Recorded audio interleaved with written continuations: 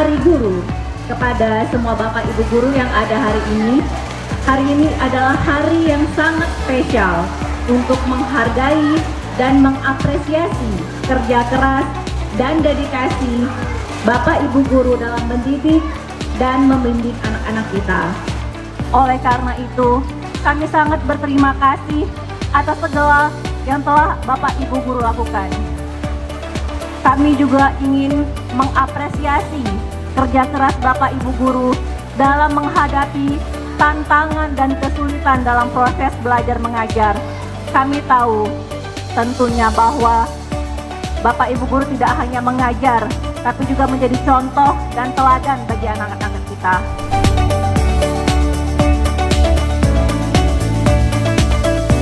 Harapan untuk guru-guru yang untuk Bivakti the best, bagus semuanya. Alhamdulillah senang kami para orang tua murid. Semoga kedepannya lebih baik lagi dan selalu menjadi yang ter the best. Amin ya rabbal alamin.